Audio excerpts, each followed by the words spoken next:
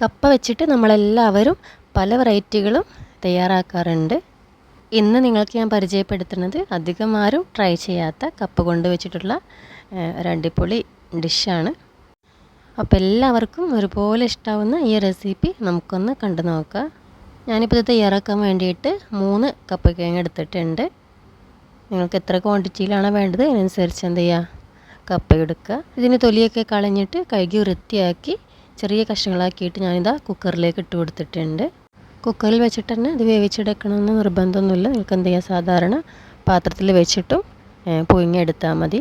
ഇനിയിപ്പോൾ ഇതിലേക്ക് ഞാൻ 1/2 ടീസ്പൂണ് മഞ്ഞൾപ്പൊടി ചേർത്ത് കൊടുത്തിട്ടുണ്ട്. അതേപോലെ ആവശ്യത്തിലുള്ള ഉപ്പും കൂടി ചേർത്ത് കൊടുക്കുക. ഇനി ഇത് പുഴുങ്ങിയെടുക്കാൻ ആവശ്യമായിട്ടുള്ള വെള്ളം കൂടെ ഒന്ന് ഒഴിച്ചു കൊടുക്കുന്നുണ്ട്. കപ്പക്കിഴങ്ങിൻ്റെ മുകളിൽ നിൽക്കുന്ന രീതിയിലായിരിക്കണം വെള്ളം ഒഴിച്ചു കൊടുക്കേണ്ടത്. ഇത് അടച്ച് വെച്ചിട്ടൊന്ന് വേവിച്ചെടുക്കണം. അപ്പോൾ കപ്പ വേവണ ടൈം കൊണ്ട് നമുക്ക് എന്ത് ചെയ്യാം, ഇതിലേക്ക് വേണ്ടിയിട്ടുള്ളൊരു മസാലക്കൂട്ട് തയ്യാറാക്കി എടുക്കണം. ഞാനിപ്പോൾ മിക്സിയുടെ ജാർ എടുത്തിട്ടുണ്ട്. ഇതിലേക്കൊരു 5-6 അല്ലി ചെറിയുള്ളിയാണ് ചേർത്ത് കൊടുക്കുന്നത്. ഇനി വേണ്ടത് 2 ടേബിൾ സ്പൂൺ തേങ്ങ ചിരവിയതാണ്. ഇതേപോലെ 2 പച്ചമുളക് കൂടെ ഒന്ന് ചേർത്ത് കൊടുക്കുന്നുണ്ട്. ഇനി ആവശ്യത്തിലുള്ള ഉപ്പ് കൂടെ ഒന്ന് ചേർത്ത് കൊടുത്തിട്ട് ഇതൊന്ന് ചതച്ചെടുക്കണം. ഒരുപാടങ്ങ് നൈസായിട്ട് ചതച്ചെടുക്കേണ്ട ആവശ്യമില്ല. അപ്പോൾ ആ സമയം കൊണ്ട് നമ്മൾ കപ്പക്കിഴങ്ങൊക്കെ നന്നായിട്ട് തന്നെ വെന്ത് കിട്ടിയിട്ടുണ്ട്. ഇതിന് ഞാനൊരു പാത്രത്തിലേക്ക് മാറ്റി കൊടുക്കുകയാണ്. ഇനി നമ്മൾ ചതച്ച് വെച്ചിട്ടുള്ള തേങ്ങയുടെ കൂട്ട് ഇതിലേക്ക് മുഴുവനായിട്ടും ഇട്ട് കൊടുക്കുക. ശേഷം 1 ടീസ്പൂണോളം ചില്ലി ഫ്ലേക്സ് കൂടെ ഒന്ന് ആഡ് ചെയ്ത് കൊടുക്കുന്നുണ്ട്.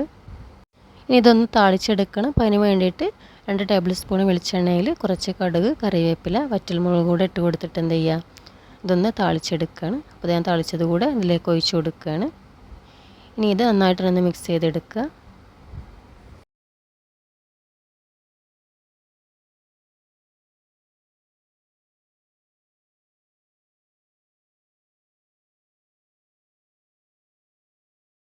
അപ്പോൾ ഞാനിത് നന്നായിട്ടൊന്ന് മിക്സ് ചെയ്തെടുത്തിട്ടുണ്ട്.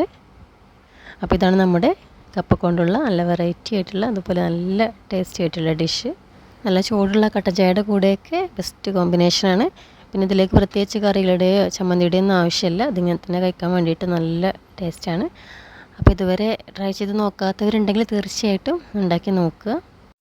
അതുപോലെ ഈ ഒരു വീഡിയോ ഇഷ്ടമായെങ്കിൽ ലൈക്ക് ചെയ്യാനും കമൻറ്റ് ചെയ്യാനും മറക്കരുത്.